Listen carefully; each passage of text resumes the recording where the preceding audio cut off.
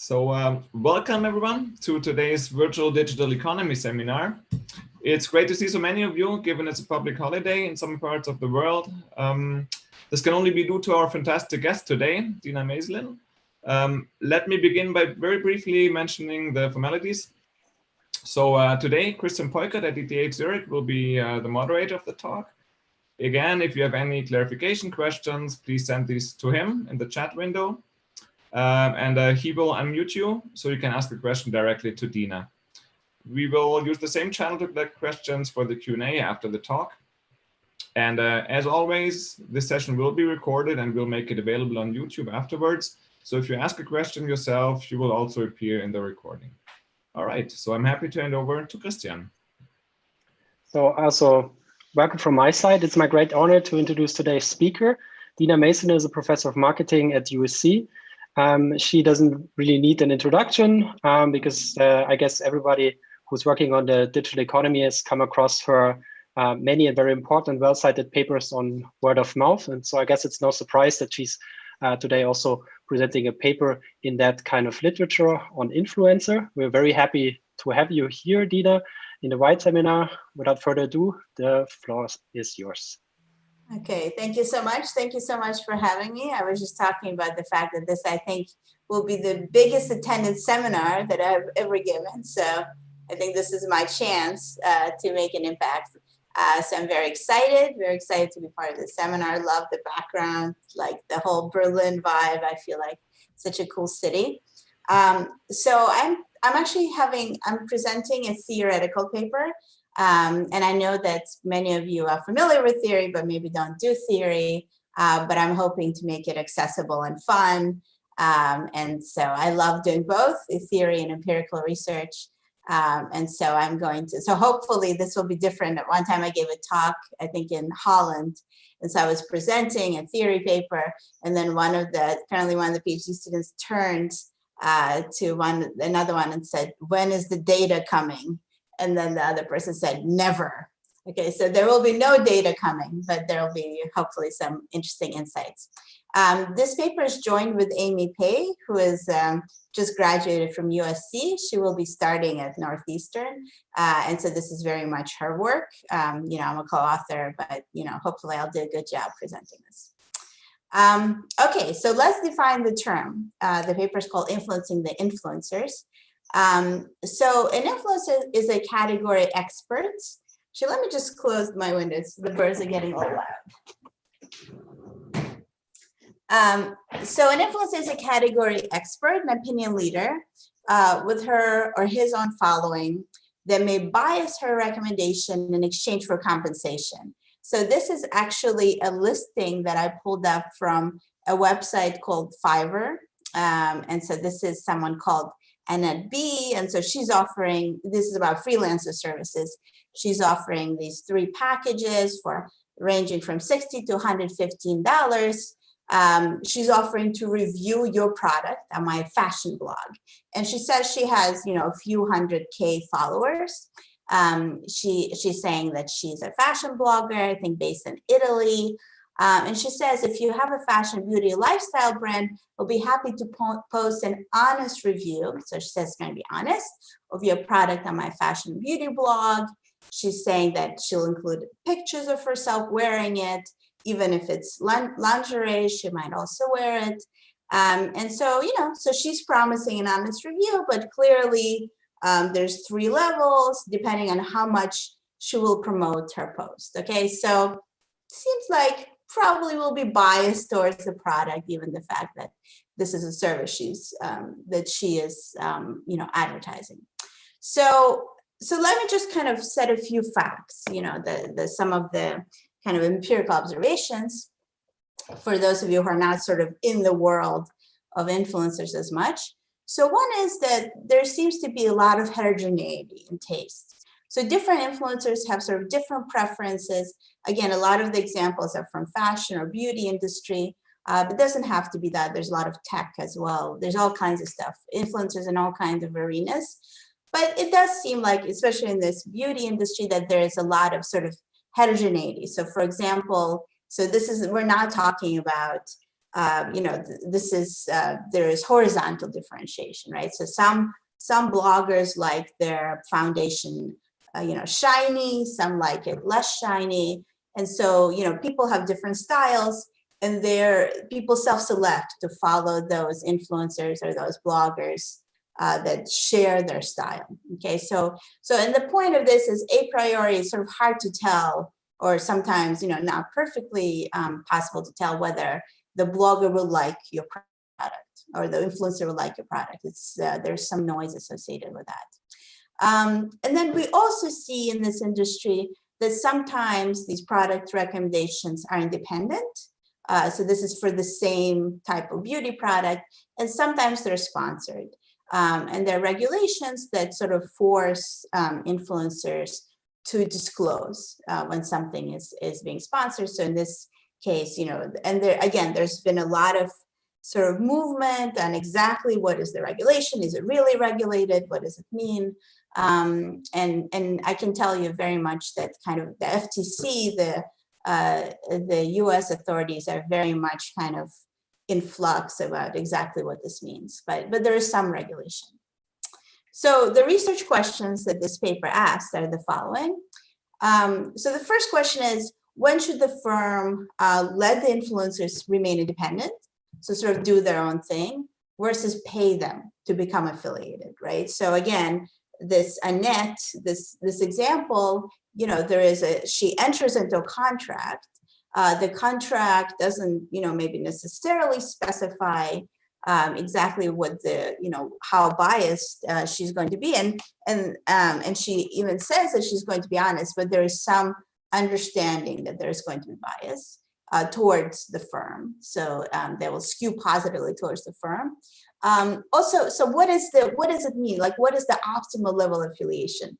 So, and again, if with this example of Annette B, she says, look, I'm going to post an honest review, there's not that much control that the firm has, with, again, some kind of an understanding that they'll be skewed. But some of these postings will also say, I will read a script. Okay, so you can imagine that you can actually almost have the influencer become your employee, where you're sort of perfectly tailoring what they say. You're controlling the message. We're interested in, and again, I think marketers are interested, firms are interested, but also, regulatory bodies are interested in what is the effect of this affiliation on consumer welfare, and things like, disclosure regimes, right? So one kind of sticking point in regulating this has been the kind of the different disclosure regimes. Like, do you have to specify exactly how much you're affiliated? You're supposed to, but is that really enforceable? And what happens when they're different disclosure regimes? And so the goal of the model, the goal of this exercise is to model both the informativeness, which means, do you know if there is this product, and also the persuasiveness of content, which means that you're going to change your beliefs. Okay, so you're going to change your decisions based on what you see in this influencer sphere, whether it's Instagram or YouTube or vlogs or, whatever is your favorite platform. Dina, may I interrupt you? Yes. So we have a question by Faye. Let me just unmute her. Sure. Faye, do you want to ask your question? Sure. Hi, Dina. Thanks for the talk. Just a clarify question. So for firms who set free products or offering some discounts to influencers, do you consider them as independent or affiliated in your framework? Yeah, so that's a great question. So again, I think it's a continuum, right? So I'm actually going to have a continuous variable, which says that there is kind of the affiliation goes from 0 to 1. So, when the firm sends you a product for free, right? They're not making you pay for it. Is that really, do you owe them something? Is there some form of reciprocity that kicks in? Also, you kind of want people to send you free products. So, are you going to be brutally honest to a firm that can send you more free products? So I would say that there's some implied form affiliation. And again, the key is that the consumer has to, the influencer has to disclose that to the consumer. And per FTC regulations, they're supposed to disclose that when they get products for free, exactly for that reason. Because even when, you know, there's no kind of specific contract, once people start giving you free stuff, you probably, there's some kind of level of relationship between you and the influencer. So it's important for me to have this kind of continuum, right? So some things, you know, you're being paid, you're on their channel, you're reading their script, and some things are, you know, they give you free products, they're not monitoring the message as much, but there still might be some form of affiliation. Okay, great. Okay, great question. There's another question by Lawrence White. Let me unmute him.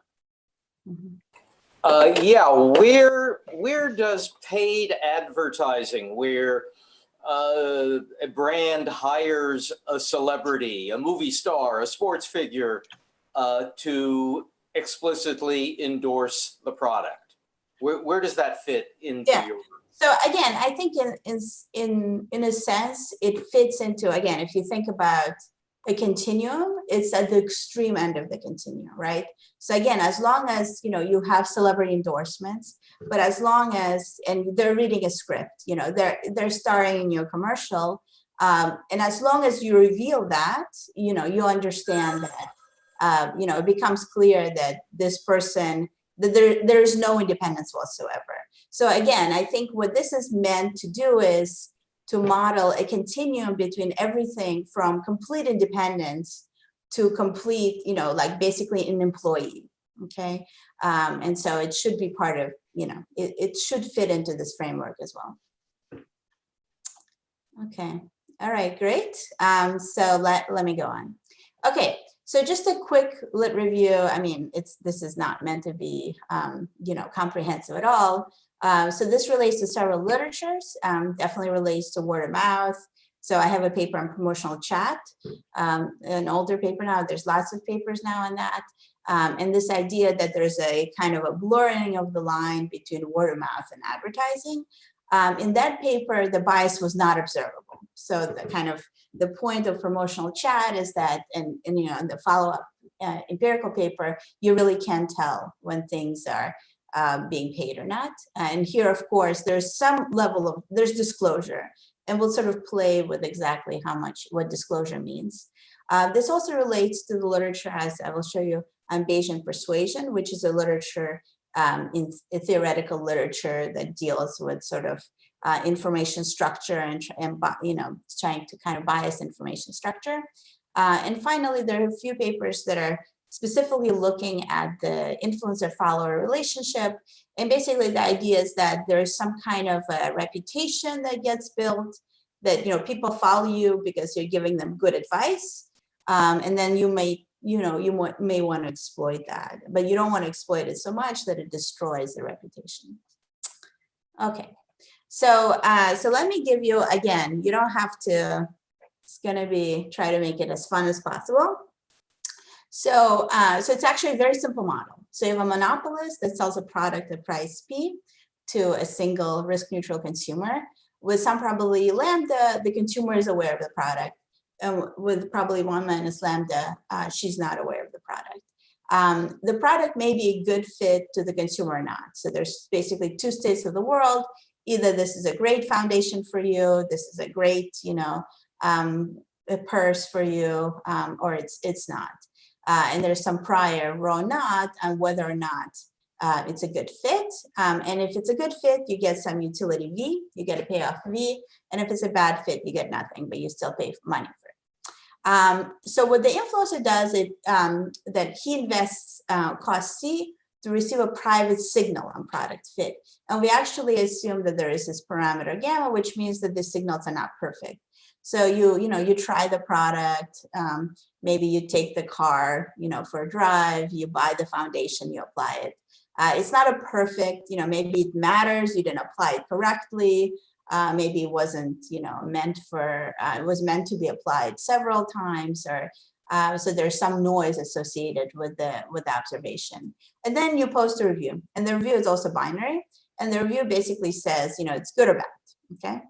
And so the value of information of that review, so here the review is a signal, it's an information system.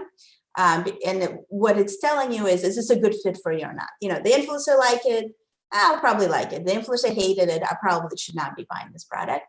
And so the value information of that review is the difference in utility that you would get if you had that information versus that you didn't have the information. So it's kind of the marginal impact of the information. And again, why would you get a higher utility if you got the information? Because you're going to make better decisions, right? So the idea is that, look, if you give me information, I'm more likely to buy the product that's a good fit following your review, and I'm less likely to buy a product that's a bad fit because it will prevent a purchase. So exactly, the value information is the extent to which it helps you make better decisions.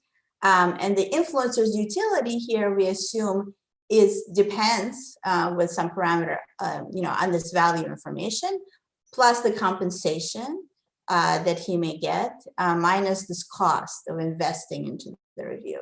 So why does the influencer care about the value information? Well, maybe the psychological, they care about their followers, but also, again, if you're sort of don't give great information to your followers, they're going to stop following you.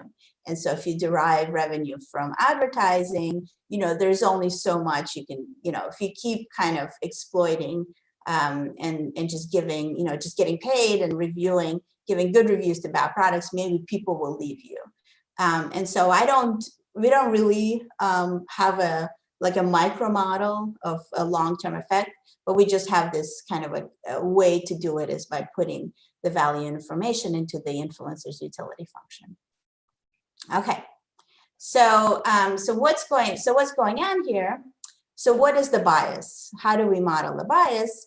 So the bias basically it's a very kind of a very simple and structured way to model the bias. And what the bias is going to be is the following. So the influencer invests into this private signal. And so when he receives the signal, if the signal is good, then sure, he'll post the truth. But if the signal looks bad, so they didn't really like the product, they went to the restaurant, they didn't love it, they didn't like the hotel, with some probability A, they're still going to post a good review, okay? So, and again, an A can be 0, which means that they're being absolutely honest. They're always reporting exactly what their experience was, and A can be 1. Which means that they're always saying something positive no matter what happens, which is basically advertising, right? You always send a positive message. And so here, this is a graph of the posterior belief on whether this is a good fit for you. And that has in it this A, okay? And A is the degree of affiliation. Again, for you to be able to do this as a consumer, you have to know how close the influence, you have to know how biased the influencer was. And we'll assume that in this simple model that, the influencer discloses how close, what the A is.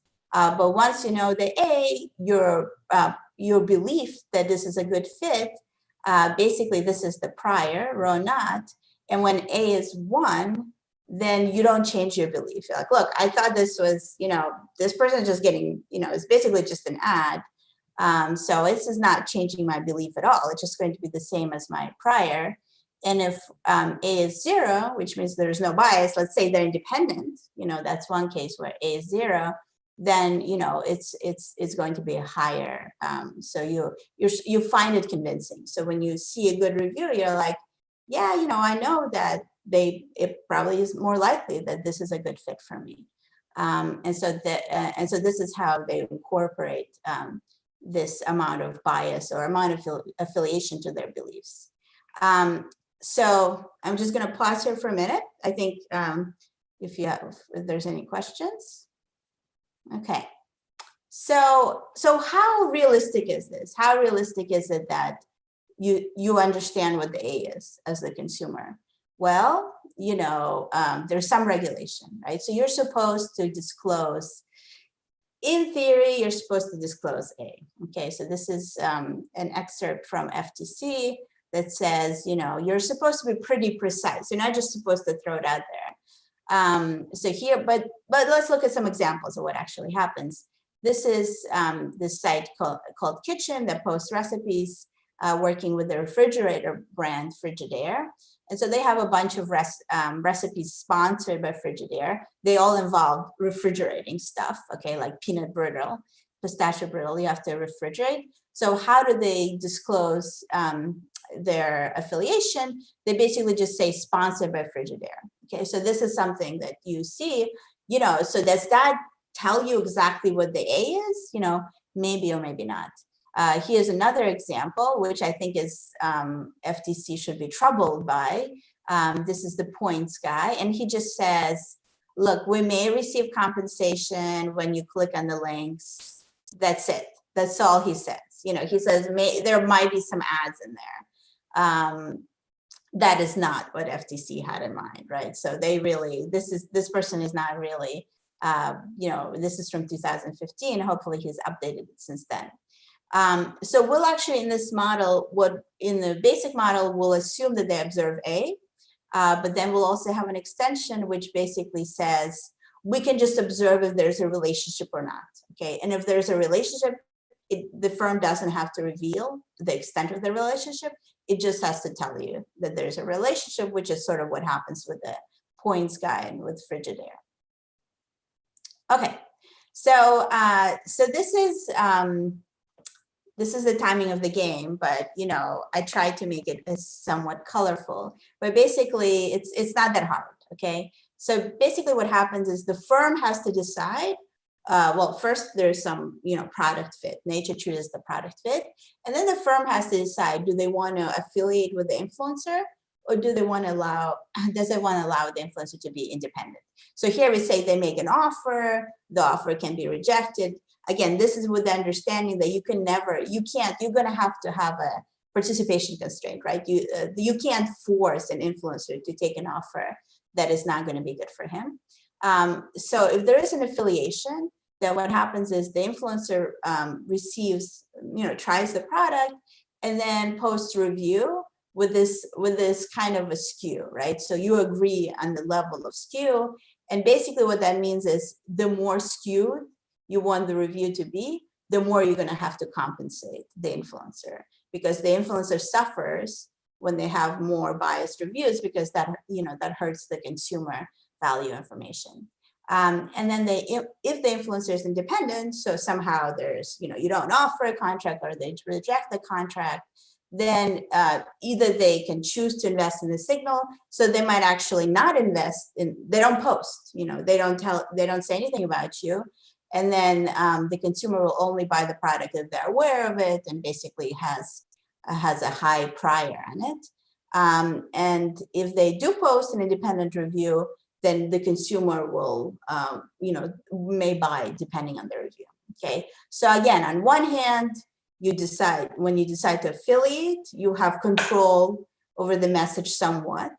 And depending on how much control you have over the message, you're going to have to pay more. And if they're independent, you don't have any control over whether they even post a review. And if they post a review, you have no control over what they will say. Okay.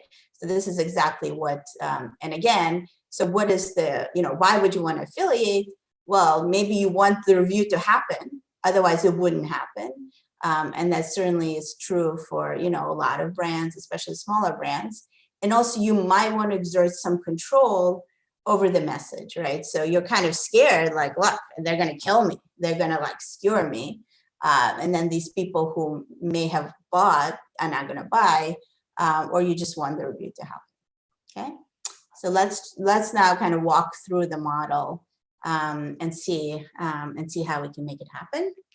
Okay, so we always solve these models, you know, from the end. And so let's look at the consumer inference that she makes when she sees the review.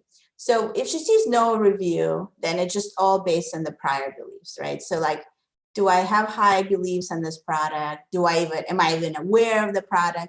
If I am aware, what are my beliefs? And I'm going to make my decisions based on my own information, based on my own best, what I know.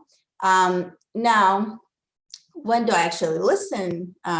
So when do I do it? Well, I do it if my prior is high enough, okay? So if my prior is above some cutoff, which is basically the ratio of the price and the value.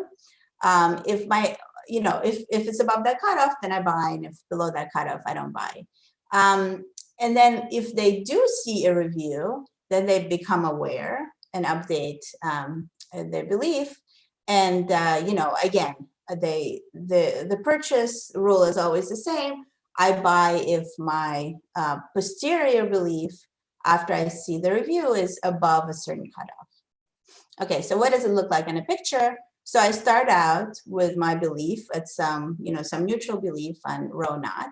And again, it matters whether rho naught is below or above the cutoff, right? So basically, if it's below the cutoff, I'm not going to buy if I have no other information. I'm going to have some positive information, right? I think that's not really worth it to me. But maybe if I receive a positive review, then it goes above the cutoff and I'll buy. And of course, if I receive a negative review, I'm definitely not going to buy. I wasn't going to buy it to begin with, but now I'm definitely not going to buy. So it turns out that there are 4 regions. And again, this is sort of, you might have seen these results before in kind of other applications. But basically, my prior belief can be so low that even a positive signal will not move my actions. Okay, so you're pretty certain this is not a good fit. And so, even if you see a positive review, you're still not buying it, okay? And then you have these 2 regions where you buy only if you see a positive message, right? So if you see a positive message or no message, okay? So in this case, you don't buy if you don't see a message. You only buy if you see a positive message. And in region 3, you buy if you don't see a message. And you again, or if you see a positive message, you do not buy if you see a negative message. So again, here, you need to see a positive message to buy, otherwise you're not buying. And here, in some sense, a negative, you would have bought, but a negative message. So actually your prior was high, you were positively predisposed, but then a negative review, makes it, prevents you from buying. And so again, from the perspective of the firm, you can see how depending on what the prior is, you might want to have a different relationship with the influencer. And here, this is so high that you always buy. Even if you receive a negative review, you still buy. Okay, so so the influencer's decision, how do they decide whether to acquire information? Well, they basically, again, they weigh the, if they're independent, then they weigh the benefits of this information.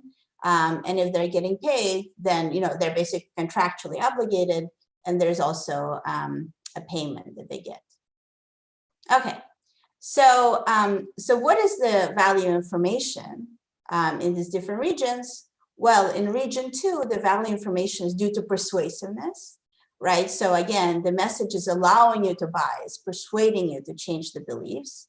So it changes the consumer's actions from no purchase to purchase.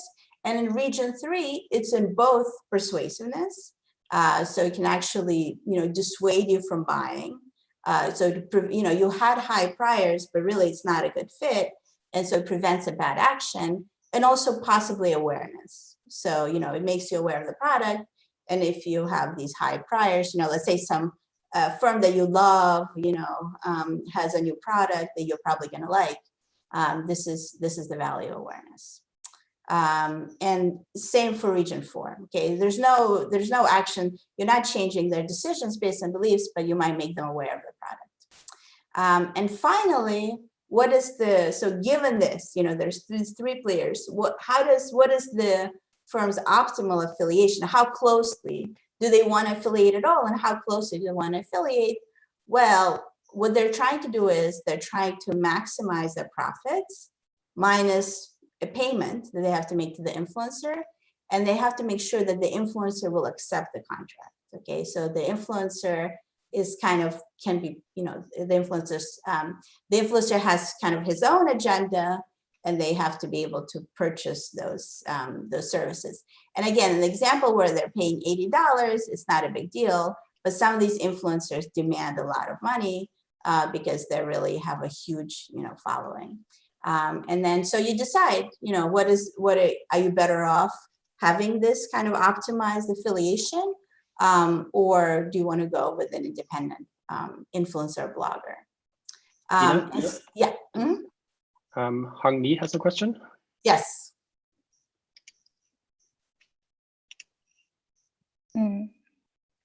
Hello.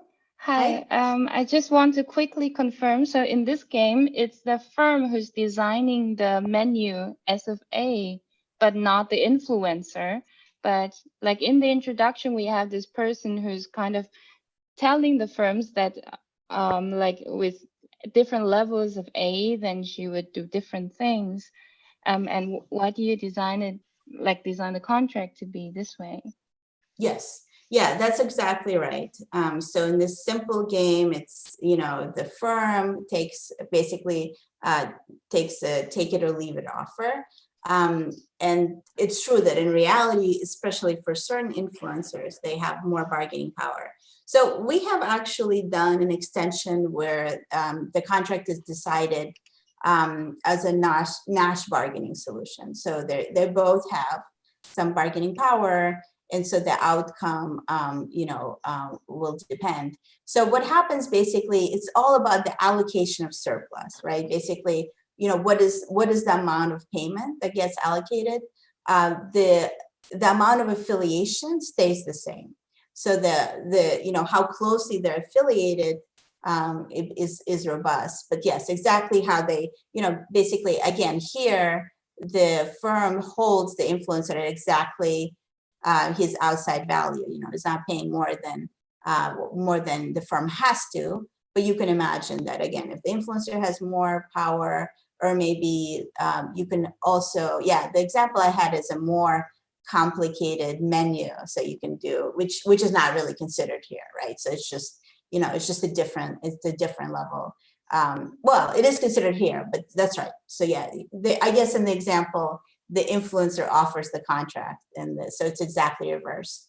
But so we haven't solved that, but we solved the Nash bargaining. But that's a very good point. This assumes that the firm is offering these contracts, but it doesn't have to be that way. Okay, great. So great point. So just to kind of, again, give you a sense of how we arrive at the optimal affiliation, with the caveat that it does matter that the firm here is the principal, is the one designing the contract.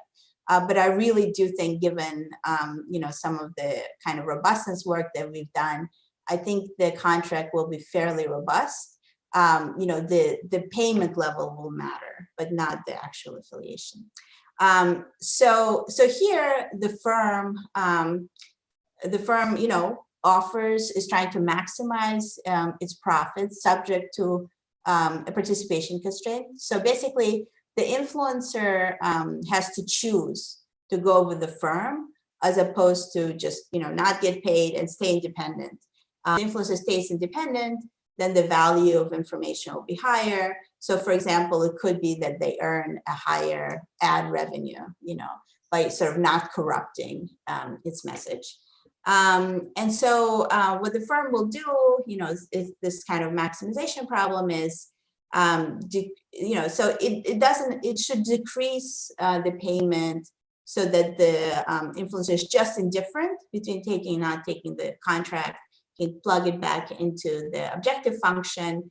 And basically we show that you want to increase A all the way up until the consumer is just indifferent between buying and not buying. Okay, so you don't want to take any chances. And again, this is a result that's somewhat familiar to you guys who know kind of the Bayesian persuasion literature, which again, when you design the experiment, you want to, you want to be so that the consumer is exactly indifferent.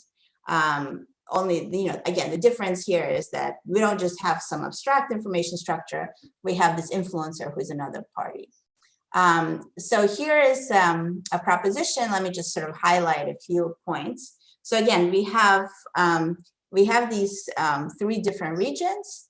Well, we have 4, but the first one is not very interesting. So and I think the interesting one is this region 2 versus region 3. So in region 2, if you remember, the prior was low. So the consumer wouldn't have bought without a review.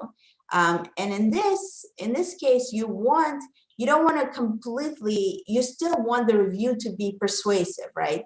Like if you affiliate all the way, then the influencer is like, well, this is just an ad. Like I'm just going to stay in my prior. So you want to retain some of the information in the review. So you want to kind of retain some independence. And so you want to set the A to be such that you know, the consumer is just indifferent between buying and not buying. And in region 3, where they already have high enough prior, you basically, you want to prevent any negative review from happening. And so you affiliate all the way, okay? So you just affiliate all the way to 1. You basically, you know, influencers become ads. You want to give them a script. Because again, you know, it's fine. You don't need any persuasiveness. They already are predisposed towards you. You just want to shut them up. Okay, so what's going on in region 1, you still want to retain some independence because you want them to be convincing. Sorry, in region 2. And in region 3, you just want to prevent negative reviews. And so you just want to, you know, to have affiliate with them all the way. And in region 4, look, if the cost of getting information is low enough, then there's no reason to affiliate, right? Because the independent influencer will post a review. It doesn't matter that it's going to be negative. They'll still buy. You know, if the cost is a little higher, then maybe you want to affiliate just because you know that otherwise a review would not happen. And so yeah, so the firm's value from affiliation is that you want to subsidize review production where none would occur.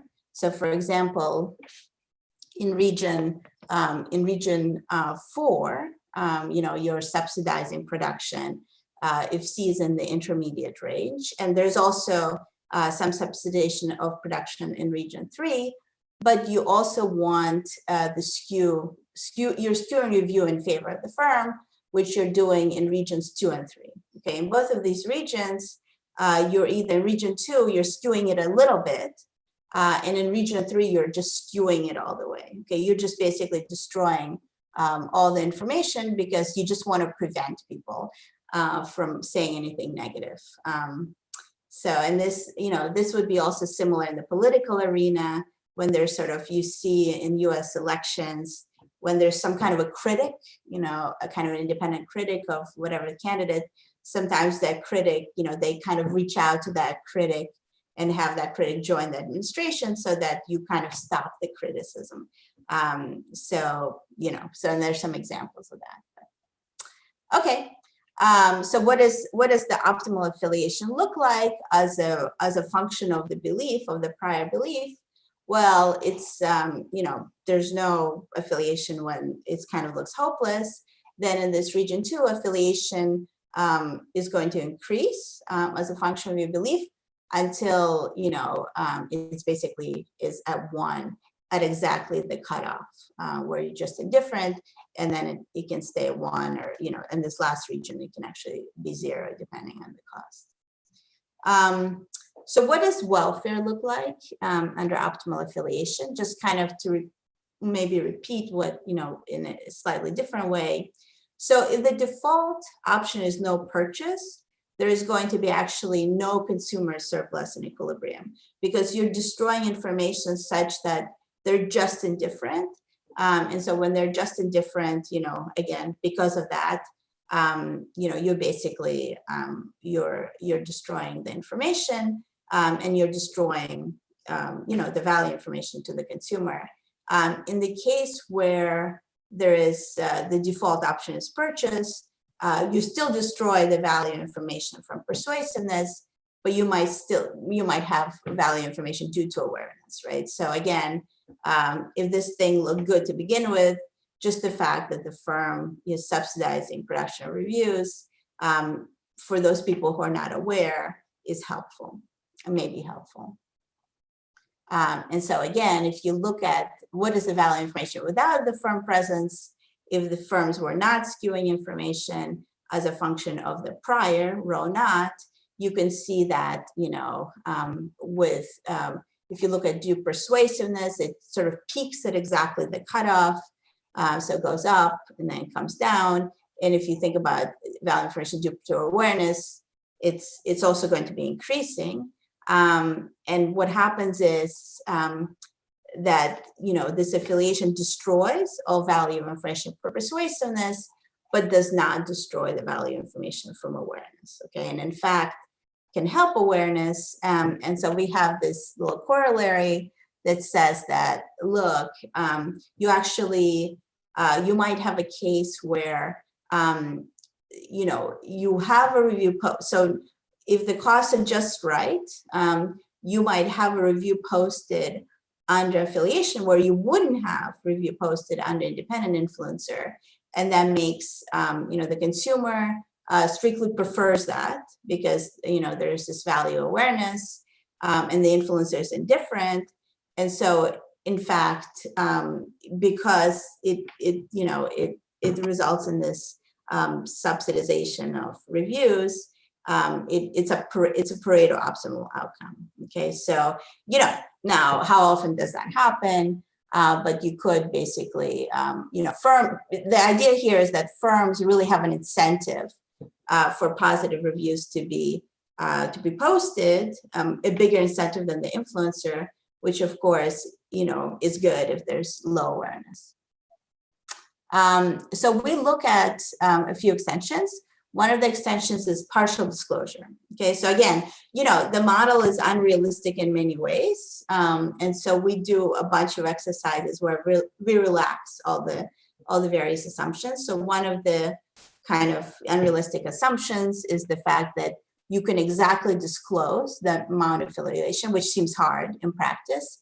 And so we look at an alternative regime where you can only disclose if there's a binary, if there's a relationship or not. And then we show if that's the disclosure regime that actually the firm prefers to let the influencer remain independent in region 2. And that's because basically they don't, you know, you can't really, you can't have this kind of fine affiliation that still retains some persuasiveness. And so you just stay away from them. So because you know that they really need to be persuaded. And so you don't contaminate their reviews because otherwise these people are not going to buy. And so that's, you know, so that's sort of interesting, right? So this is kind of an interesting result because it says, usually we think of, you know, more disclosure is always better from the point of view of welfare, of regulation. But here, actually having less disclosure or, you know, kind of less, more partial disclosure is better because it forces the firm, you know, it doesn't allow them to have more kind of detailed, you know, disclosure. And so they just stay away. Okay, they stay away from the influencer, which of course is good in terms of welfare. And then so partial disclosure forces the firm to not corrupt the influencer, the prior is low. And then the other extension we look at is looking at, again, how do you enforce this contract A, right? So A says with this probability, if you get a bad signal, you're going to post a positive review. How do you do that in practice? They're getting a private signal, you have no idea. And so so we look at a contract, well, how do you do that? Well, you do it by basically paying the influencer based on the review. So they, you know, for example, if they post a negative review, maybe you don't pay them. And if they post a positive review, you pay them. This is not the example I showed you, right? In the example I showed you, the contract takes place beforehand, and she actually says honest review, whatever that means. But here you're saying, look, you know, we're just gonna, you know, if you do something nice for me, I'm gonna pay you something. And so we show that, again, it now becomes more expensive for the firm because basically the firm has to incentivize the influencer to you know, to post, to kind of basically maintain the contract. But, and so affiliation is less likely to happen here. But one interesting thing is, again, the amount of affiliation, if it does happen, is exactly the same. So the amount of affiliation stays the same. It's just that the firm may say, look, this is just becoming too expensive. I have to. And again, in this case, we look at limited liability where they can punish you for having bad reviews. So, at most, you can only pay a positive amount. And so, but again, if this is a problem of implementation, then it becomes more expensive to the firm. So just to kind of finish up, to let you guys have some questions. So if the consumer's prior is below the cutoff, the firm needs the positive review to be somewhat informative. If the consumer prior is above the cutoff, the firm is happy to completely destroy informativeness of the signal, but does not destroy the value of information due to awareness. There's a case where the firm's involvement may actually be Pareto improving if the information's cost is not too high. And again, kind of an interesting result is that consumer welfare may be higher under partial disclosure. And if the amount of bias is not verifiable, so it's hard to kind of agree on these kind of contracts between the firm and the influencer, then affiliation becomes more expensive from the perspective of the firm, and we might observe less affiliation than we would otherwise predict. And I think I'm going to stop sharing because it's 8:46. All right, thank you so much, Dina. We have a couple of questions. Why don't you go ahead, Faye? You had a couple of questions. I unmute you. There you go. Hi, Dina. Again, this is fascinating. I think it's a very comprehensive framework to think about this influencer phenomenon. So I have two questions here. One is, so for the timing of the game, it seems like it's sort of a long-term relationship. You first decide whether to affiliate the influencer, and then based on the products, they can decide what kind of review to send. What if it's more like a one-off thing?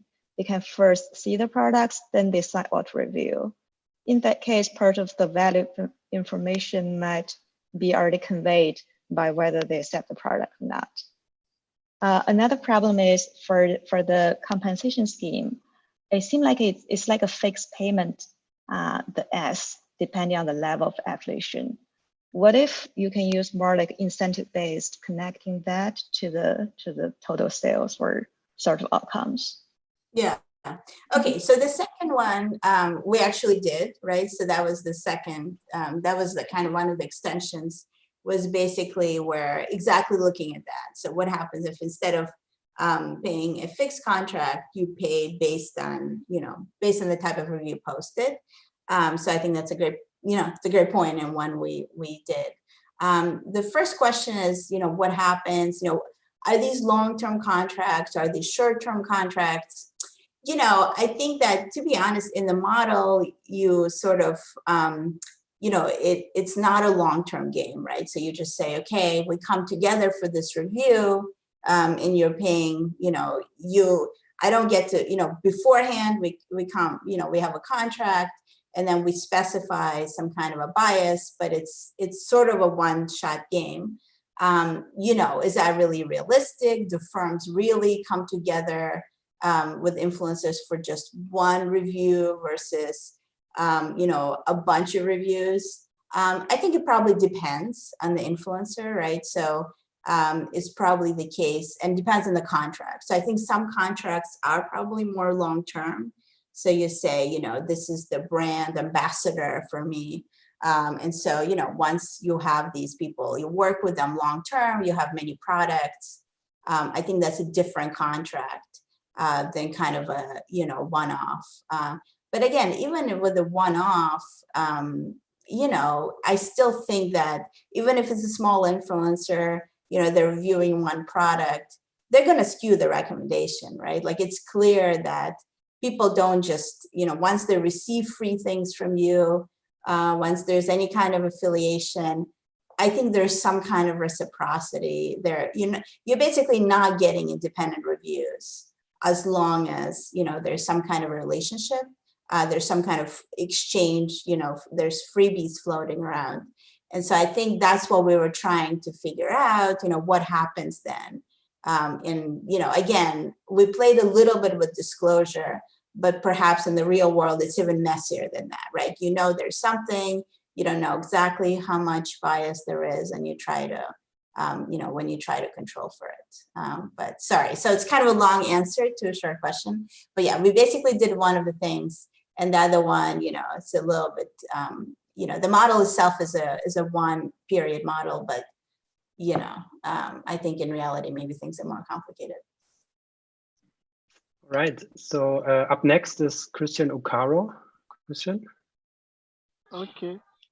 Thank you so much. My question is a little bit towards institutional influencers, because from my experience, when I work in the insurance industry, there is this World Economic Forum whereby some insurance sponsors the event or partner with World Economic Forum, and they are giving the platform to discuss on topics that matters to them, that they will use to drive their business and also influence the policies. And sometimes they sponsor a research work with this economic forum that also like supports their business or product. And often this is sort of influence that is not disclosed to the consumers who read this report, or who makes decision out of this recommendation from the World Economic Forum report.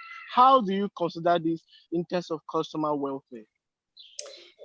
Yeah, so I think, again, what you're talking about is, these kind of relationships between, basically, here in your example, economists or insurance are the influencers, and then there are these kind of unseen, corporate interests that are sponsoring them. Again, I think the key is, in my work, is to know, how much do consumers, so, I think the basic idea is that there's some kind of a relationship that two parties go into, right? So, for example, a university and corporate interest, and they're the producers of information.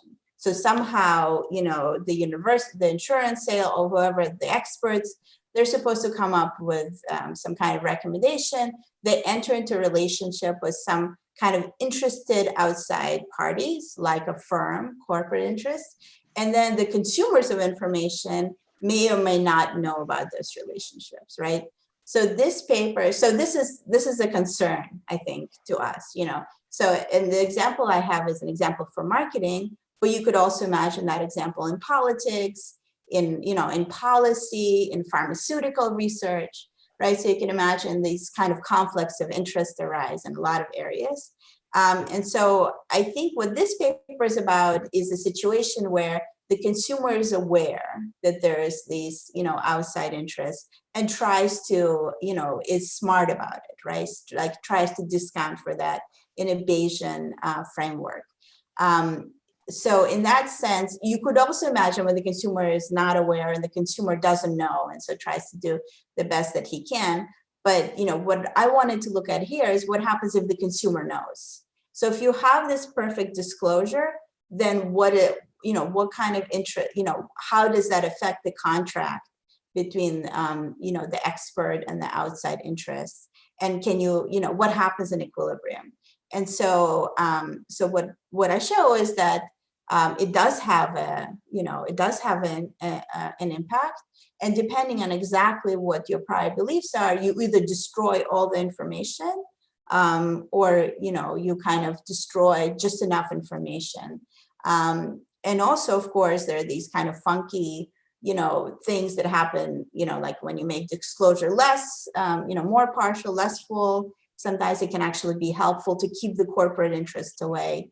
And also, so I think this is I do believe that this is like a more general problem, right? Like I do believe that this idea that, you have people giving advice and somebody else comes in there and tries to influence them is a general problem. And so I think it's a general problem. And also, in politics, we're seeing a lot of that in the US in all kinds of contexts. But yeah, I think the key is what does the consumer see here? It's perfectly transparent in the main model, right? So when this contract happens, everybody sees the contract, but the contract still happens, the relationship still happens. Okay, thank you. All right, so next up is Luis Cabral. Luis? Hi. So I understand you have no data in this paper, but you probably know better what the underlying reality is than most people. So I was kind of curious about a few things that I think would then probably reflect in the paper. First, how frequently do we observe negative reviews that are sponsored?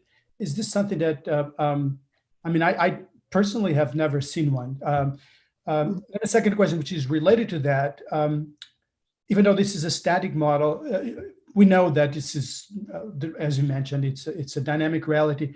Do you have any idea of the nature that it has? Is it more like a relational contract, or is, I suspect it's not a written contract. Maybe it is, but how much do we know about the nature of that dynamic relationship? Okay. And thirdly, it is also important for modeling. How often does it happen that sponsorship is not mentioned? I believe that in the US it's, and I think you mentioned that it's mandatory, but do we have any even qualitative survey information regarding how frequently that is actually disclosed? Okay, so let me try to address them. So, okay, so the idea of do you ever see negative reviews, right? So the idea is that, maybe any time you have, a relationship between the firm and the influencer, things just turn to A=1, completely positive. So, it's hard for me to know.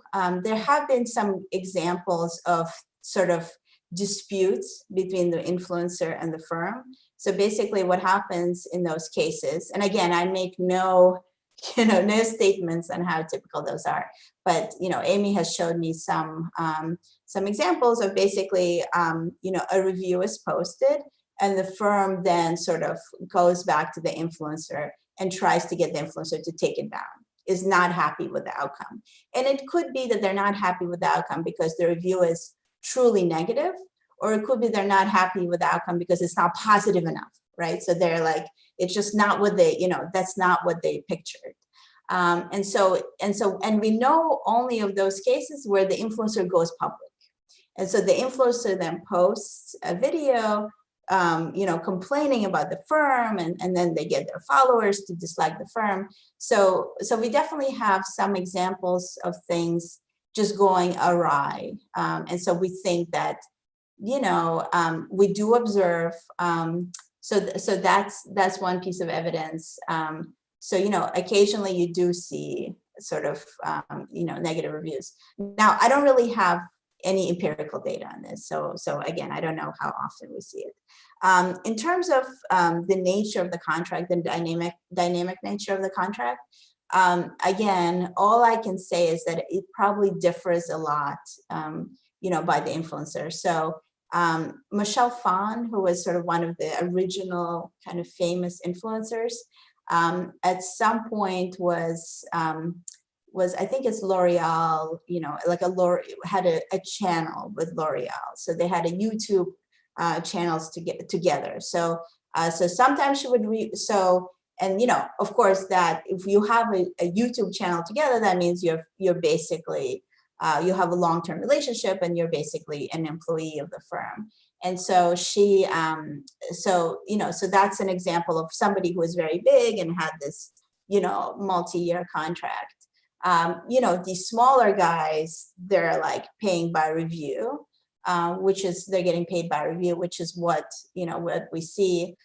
There's also, I read just recently that some influencers fake advertising, because basically for them to have ads means that you have a big enough following. So they sort of just say that they're, it's an ad, but it's really not, nobody's paying them. So I think it's sort of all over the place, depending on where you are and your reputational ladder, right? So like how many followers do you have? The contract is probably going to be very different, and that maybe in terms of modeling says something about the bargaining power, right? So maybe not just the outcome of the contract, but even the type of contract that's available to you depends on, basically your bargaining power as an influencer. And then, this idea of, do you have cases where relationships are not revealed at all? So FTC has gone after, FTC has not been, there have been cases of FTC going after influencers who did not disclose or who did not disclose, detailed information. There were examples in the fashion industry. There's also, there have been fines, as well as sort of kind of clarifications and letters. So there definitely are examples. Again, I think one thing that I've heard consistently is that people are kind of sloppy in their disclosure. So, on Instagram, they'll just put one hashtag, hashtag ad, but, that's not that meaningful. So FTC has tried to get people to disclose more about the nature of their relationship, but there have been some cases of non-disclosure. Okay, all right, so we have time for one last brief question by Hangni. Hangni, do you want to? Yes. Hi, Dina. So I want to have a very short question.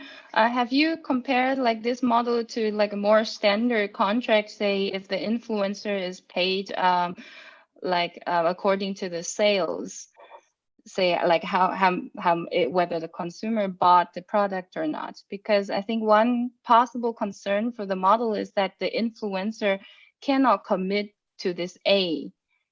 And then the whole kind of Bayesian persuasion story may not go through. Yeah, so the idea of non-verified, yes, so we have looked at contracts where they're either, so this idea that, A is not verifiable and so therefore non-contractable, so that was an issue that came out in the review process.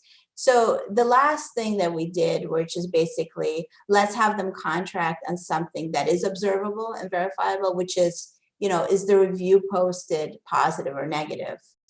So that's one extension that we did where we said, look, if